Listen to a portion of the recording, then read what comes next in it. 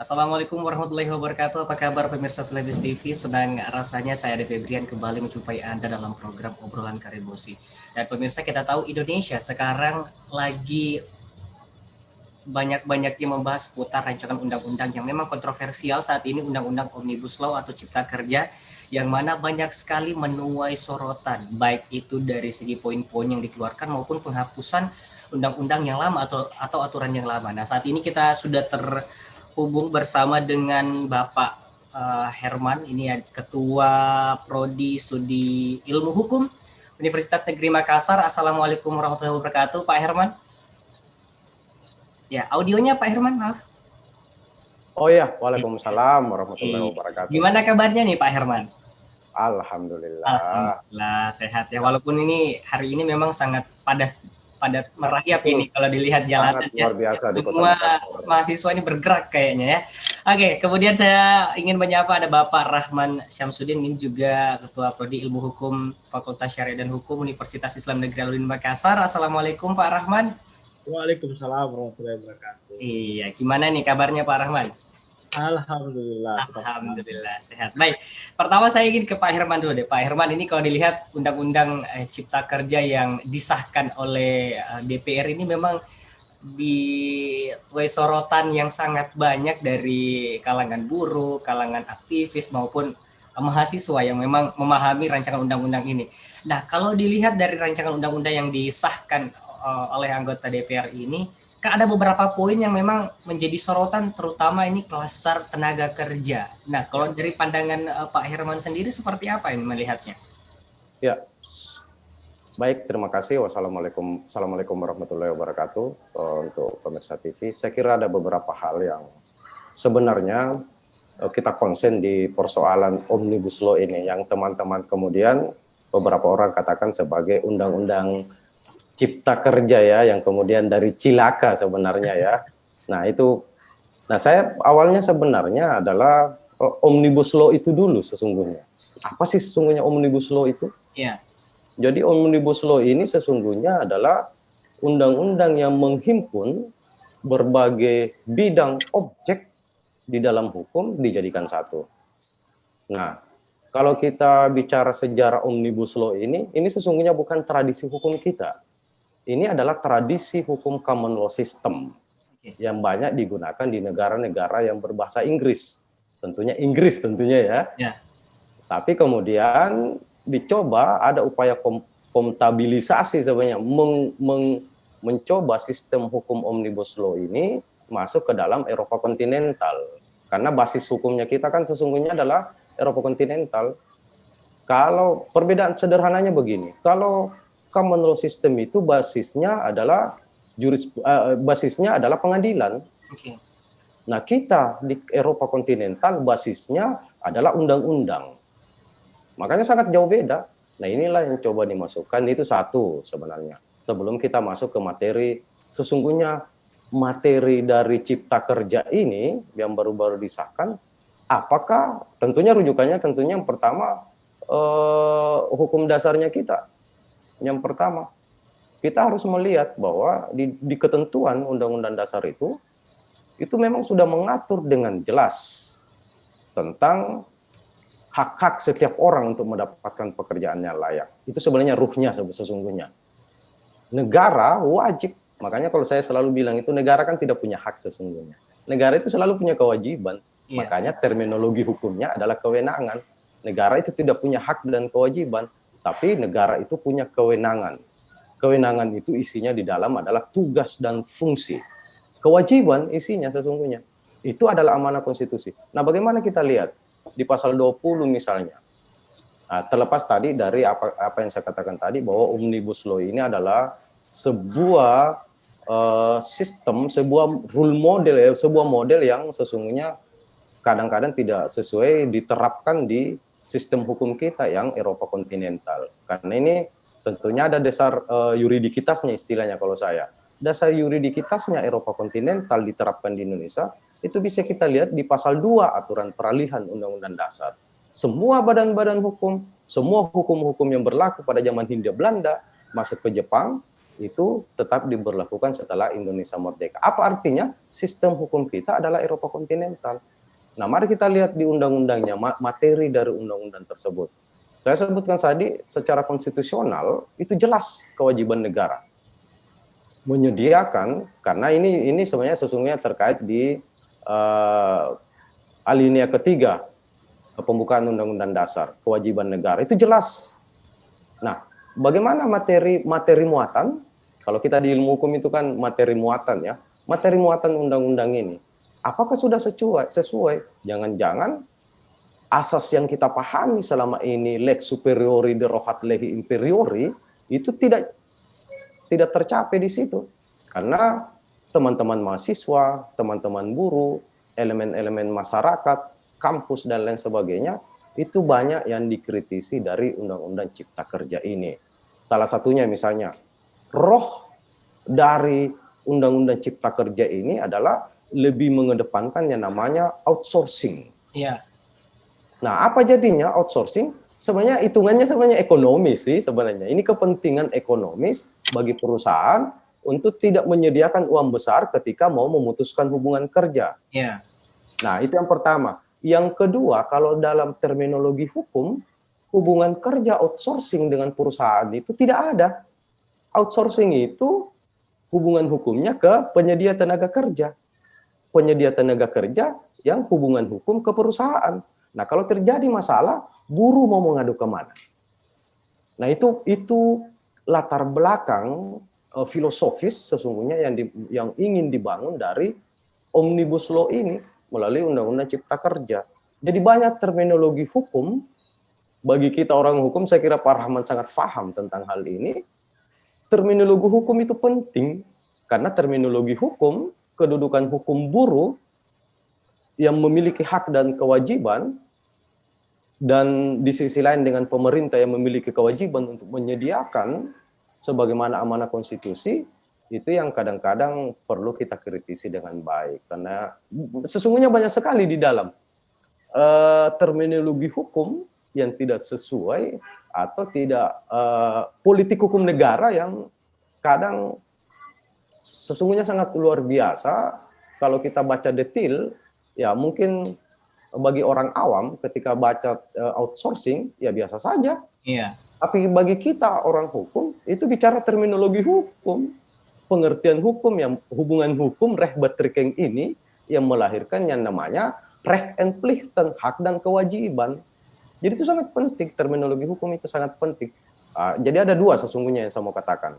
Yang pertama itu adalah Omnibus Law ini tidak kompatibel, karena kita di Eropa kontinental itu punya mekanisme, punya sistem yang kita bangun, punya desain perihal undang-undang objek hukum yang kita mau atur dalam satu undang-undang atau subjek hukum yang kita mau atur.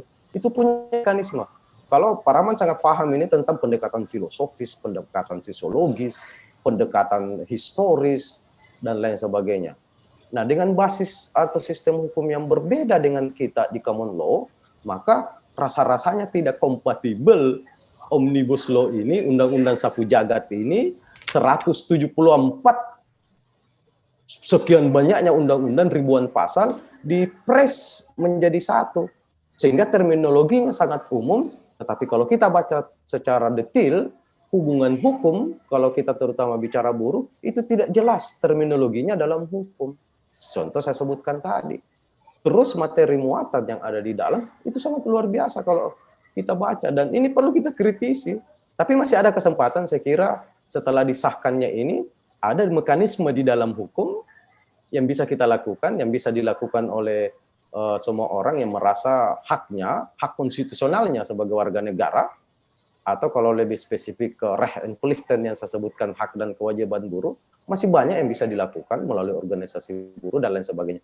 Intinya, saya kira pemerintah harus berpikir ulang untuk hal ini. Saya kira demikian untuk pengantar, Mas Ade. Baik Pak Herman tadi kan ada banyak sekali di poin-poin di dalam RUU Cipta Kerja memang menuai sorotan seperti ya outsourcing-nya secara bebas, penambahan waktu lembur, jam lembur seperti itu, pemotongan jam kerja dan waktu tertentu itu.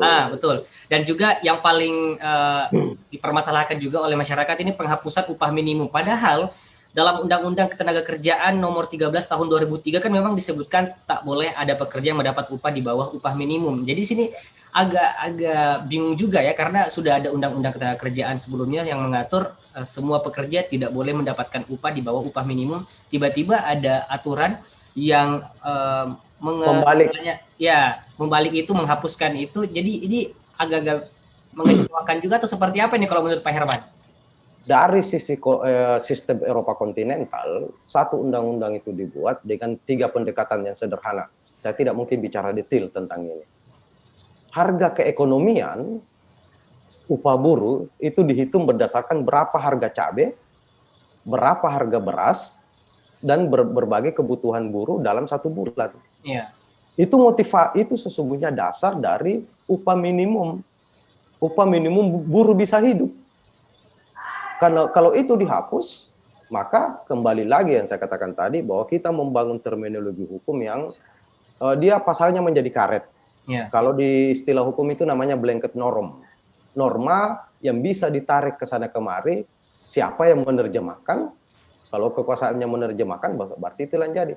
Disebut dengan blanket norm istilahnya.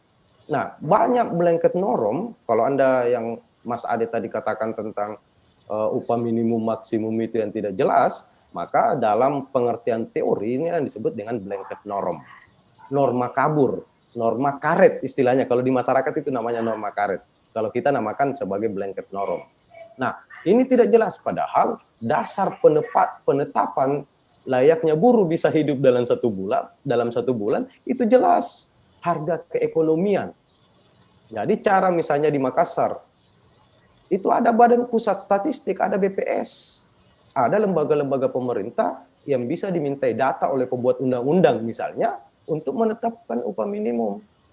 Karena upah minimum itu tidak ditetapkan begitu saja, bukan hanya ketemu anggota dewan lalu dikatakan sebaiknya ini upah buruh sekian sajalah. Yeah. Tidak, ada prosedur, mekanisme, ada hitungan keekonomian untuk menetapkan upah minimum tadi. Nah, ini yang saya rasa perlu pemerintah, kalau saya cenderung perlu pemerintah untuk berpikir ulang menetapkan tentang upah minimum, dan karena itu tadi dasar penetapan upah minimum itu memang sosiologis, yuridis yang saya katakan tadi.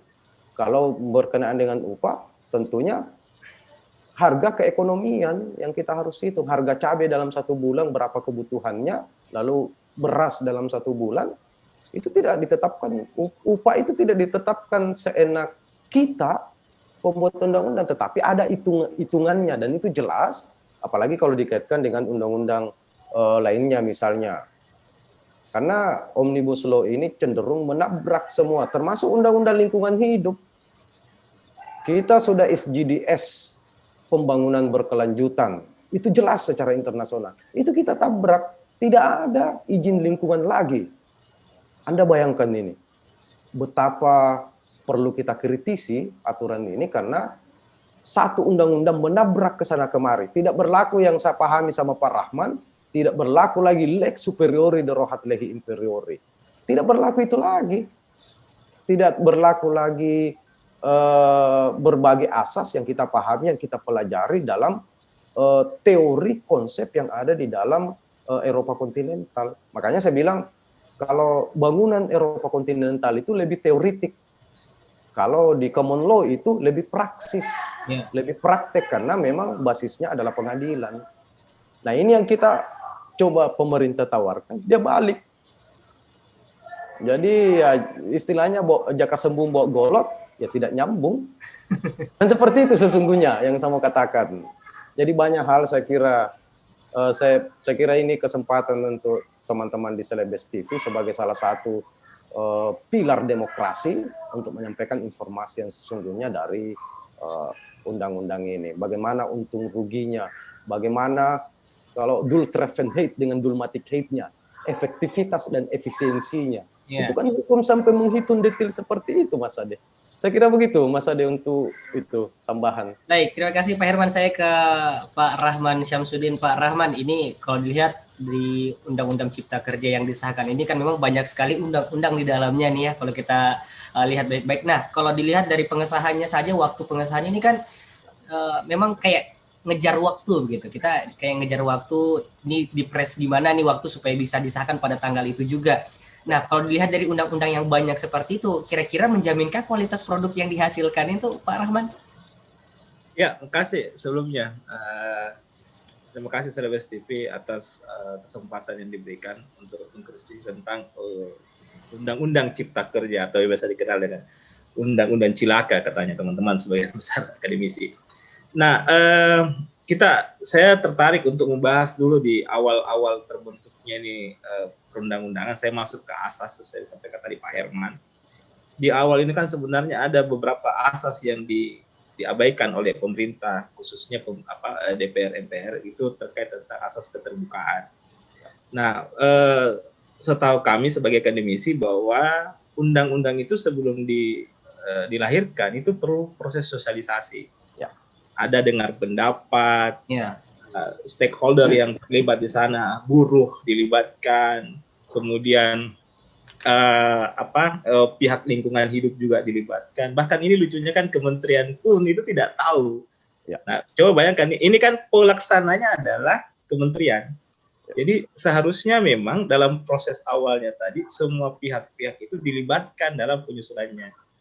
Nah, seingat saya 7 bulan yang lalu Pak Presiden Jokowi mengatakan ya kita hentikan pembahasan tentang RUU Cipta Kerja. Ya. Tiba-tiba di tengah hari yang mendadak dilanjutkan lagi pembahasan. Padahal Presiden sudah menyatakan dihentikan sementara waktu. Ya. Kemudian kalau kita melihat rentan waktu dimulainya ini sampai detik hari ini belum cukup 1 tahun. Ya. Dan kemudian tidak pernah disosialisasikan.